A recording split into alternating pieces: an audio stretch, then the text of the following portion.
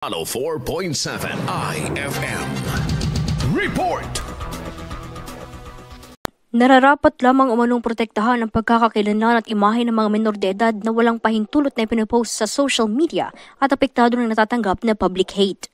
Ito ay matapos ang insidente ng malawakang posting ng mukha ng tatlong magkakapatid na menor de edad na biktima ng sunog sa bayan ng Tayug, Pangasinan. Dahil sa insidente, nanawagan ng lokal na pamahalaan sa publiko na burahin at itigil ang pagpapakalat ng mga litrato para sa proteksyon ng mga menor de edad. Sa eksklusibong prem ng IFM News Digupan kay Tayug Councilor Attorney Magdalena Mangelen, bagaman wala pang batas na nagtatakda ng parusa sa mga unauthorized online posting ng mga menor de edad, dapat pairali ng humanitarian consideration para sa mga biktima. Pero sabi ko nga po, in the strictest sense of a law, wala pa po tayong specific na batas na nagbabawal.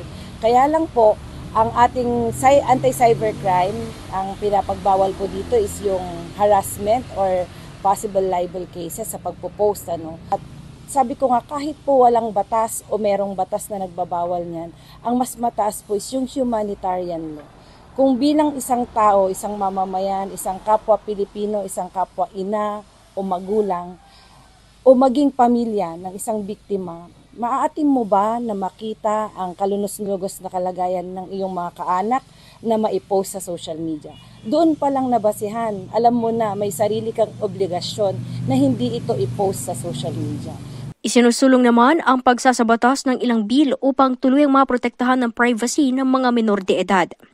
Sa kasalukuyan, pinaiigting ng Commission on Human Rights ang pagbabantay online para sa mga grupo na target mambiktima ng mga menor de edad. Kasama mo mula dito sa IFM News Digupan, Idol Jam Victorio, Tatak, IFM. IFM News. IFM News. IFM News.